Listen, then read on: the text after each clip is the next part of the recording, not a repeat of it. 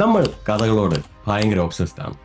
സച്ചിൻ തെണ്ടുൽക്കർ മുംബൈയിലെ ഒരു സാധാരണ കുടുംബത്തിൽ ജനിച്ചു. 16-ാം വയസ്സിൽ ടെസ്റ്റ് ക്രിക്കറ്റ് കളിച്ചു. 24 വർഷം 100 കോടി ആളുകളുടെ പ്രതീക്ഷകളുടെ ഭാരം ഒറ്റയ്ക്ക് വഹിച്ചു. ഓരോ സെഞ്ചുറിയും ഓരോ ഇന്നിങ്സും പ്യുവർ ഇൻഡിവിജ്വൽ ഗ്രേറ്റ്നസ് ആണ് എന്ന് നമ്മൾ വിശ്വസിക്കുന്നു. ലയണൽ മെസ്സി 11 വയസ്സിൽ ഗ്രോത്ത് ഹോർമോൺ ഡെഫിഷ്യൻസി ഡയഗ്നൈസ് ചെയ്തു. അതിനുള്ള ട്രീറ്റ്മെന്റ് അഫോർഡ് ചെയ്യാൻ അദ്ദേഹത്തിന്റെ ഫാമിലിക്ക് കഴിഞ്ഞില്ല. അതിന്റെ ചിലവുകൾ മുഴുവൻ വഹിച്ചത് FC ബാഴ്സലോണയാണ്. 13 വയസ്സിൽ ഒറ്റയ്ക്ക് സ്പെയിനിലേക്ക് പോയി. ഇന്ന് ലോകം കണ്ട ഏറ്റവും വലിയ ഫുട്ബോളറായി.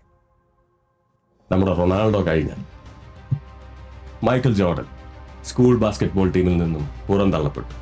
ആ റിജക്ഷൻ ഒരു മോട്ടിവേഷനായി ഉപയോഗിച്ച് ചരിത്രം മാറ്റി.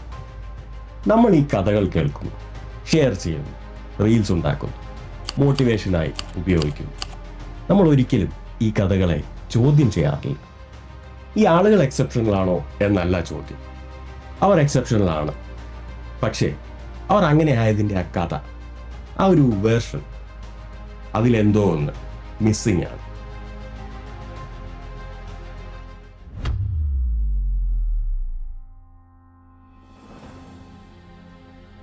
മൈക്കിൾ ജോർഡൻ ലോകത്തെ ഏറ്റവും മികച്ച ബാസ്കറ്റ്ബോൾ താരമാണെങ്കിലും കോച്ച് ഫിൽ ജാക്സന്റെ ട്രയാങ്കിൾ ഒഫൻസ് എന്ന സിസ്റ്റം അദ്ദേഹത്തിന്റെ കഴിവിനെ പരമാവധി പുറത്തു കൊണ്ടുവരാൻ സഹായിച്ചു. മറ്റൊരു കോച്ചിന് കീഴിൽ അദ്ദേഹത്തിന് 6 ചാമ്പ്യൻഷിപ്പുകൾ നേടാനാകുമായിരുന്നു. ആർക്കും അറിയില്ല. ലയണൽ മെസ്സി 13-ാം വയസ്സിൽ ബാഴ്സലോണയിലെത്തിയപ്പോൾ അവിടുത്തെ യൂത്ത് സിസ്റ്റവും ടിക്കി ടാക്ക ശൈലിയും മെസ്സിയുടെ സ്വാഭാവിക പ്രതിഭയ്ക്ക് വളരാൻ ഏറ്റവും അനുയോജ്യമായ ഒരിടമൊരുക്കി. മറ്റൊരു ക്ലബിലായിരുന്നെങ്കിൽ ഇന്നത്തെ മെസ്സിയായി അയാൾ മാറുമായിരുന്നു. അറിയില്ല. 1991-ലെ സാമ്പത്തിക മാറ്റങ്ങളുടെ പശ്ചാത്തലത്തിൽ പുതിയ വിജയങ്ങൾ ആഗ്രഹിച്ച ഒരു തലമുറയുടെ പ്രതീകമായാണ് സച്ചിൻ തെണ്ടുൽക്കർ ഉയർന്നു വന്നത്. അദ്ദേഹത്തിന്റെ കഴിവുകൾ യാഥാർത്ഥ്യമായിരുന്നെങ്കിലും ആ ഒരു വലിയ ഇമേജ് അന്നത്തെ കാലഘട്ടം കൂടി സൃഷ്ടിച്ചെടുത്തതാണ്. ഇതൊന്നും അവരുടെ അധ്വാനത്തിന്റെയോ കഴിവുകളുടെയോ മാറ്റു കുറയ്ക്കുന്നില്ല. തങ്ങൾക്ക് ലഭിച്ച സാഹചര്യങ്ങളെ അവർ കൃത്യമായി ഉപയോഗിച്ചു എന്നത് സത്യമാണ്. പക്ഷെ നമ്മൾ ചരിത്രം പറയുമ്പോൾ ഈ അനുകൂല സാഹചര്യങ്ങളെയും ടൈമിങ്ങിനെയും നമ്മൾ അങ്ങ് ഒഴിവാക്കും. അങ്ങനെ എല്ലാം ഒഴിവാക്കി കഴിയുമ്പോൾ അവിടെ ബാക്കിയുണ്ടാകുന്നത് വെറുമൊരു മിത്താണ്. ഒരാൾ പൂർണ്ണമായും ഒറ്റയ്ക്ക് സ്വന്തം പ്രയത്നം കൊണ്ട് മാത്രം വലിയവനായി എന്ന ആ സെൽഫ് മെയ്ഡ് മാൻ മിത്ത്.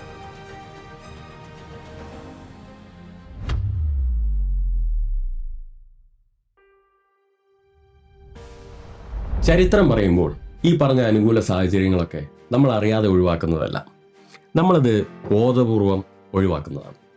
ഇതിന് പിന്നിൽ ഒരു സൈക്കോളജിക്കൽ മെക്കാനിസം ഉണ്ട്.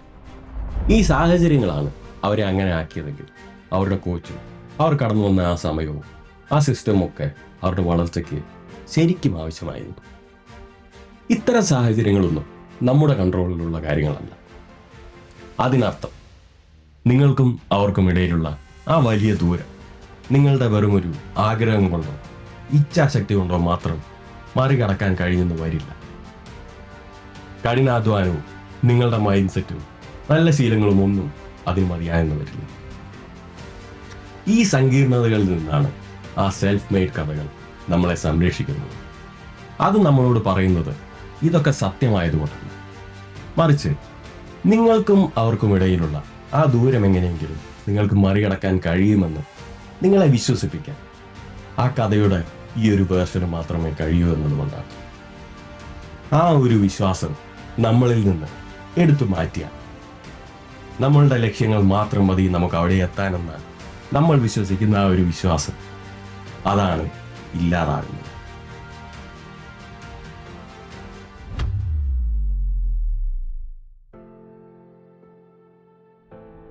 പതിമൂന്നാം വയസ്സിൽ ബാഴ്സലോണയെ ലഭിച്ച മെസ്സിക്ക് ഫിൽ ജാക്സനെ കോച്ചായി കിട്ടിയ ജോർഡനും പകരമായി അതേ പ്രതിഭയുള്ള മറ്റനേകം കളിക്കാർ എവിടെയൊക്കെയോ ഉണ്ടായിരുന്നു.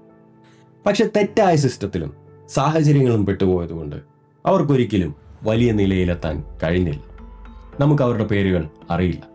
കാരണം ലോകം എപ്പോഴും വിജയിച്ചവരുടെ കഥകൾ മാത്രമേ പറയാറുള്ളൂ. വിജയിച്ചവർക്ക് ലഭിച്ച അനുകൂല സാഹചര്യങ്ങളെയും ടൈമിങ്ങിനെയും നമ്മൾ സൗകര്യപൂർവ്വം മറക്കും. എന്നിട്ട് പരാജയപ്പെട്ടവരെ നോക്കി നമ്മൾ വിധിക്കും.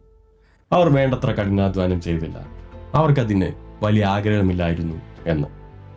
ഇതൊരു വലിയ തെറ്റിദ്ധാരണ മാത്രമല്ല, അപകടം കൂടിയാണ്. കാരണം പരാജയപ്പെട്ട ഒരാളോട് നമ്മൾ പറയുന്നത് കുഴപ്പങ്ങളൊക്കെ നിന്റെ ഉള്ളിലാണ് എന്നാണ്. എന്നാൽ ഈ യാഥാർത്ഥ്യം മറ്റൊന്നാണ്. പ്രശ്നത്തിന്റെ ഒരു ഭാഗമെങ്കിലും അയാളുടെ നിയന്ത്രണങ്ങൾക്ക് പുറത്തായിരുന്നു. അതുപോലെ വലിയ വിജയം നേടിയ ആളോട് നമ്മൾ പറയും, നീ ഒറ്റയ്ക്കാണ് ഇത്രത്തോളം വളർന്നത് എന്ന്. എന്നാൽ യഥാർത്ഥ സത്യം ഇതാണ്: അയാൾ കടന്നു വന്ന ആ സാഹചര്യങ്ങളും കാലവും കൂടിയാണ് അയാളെ ആ വലിയ വിജയത്തിലേക്ക് നിരന്തരം പണിതുയർത്തിയത്.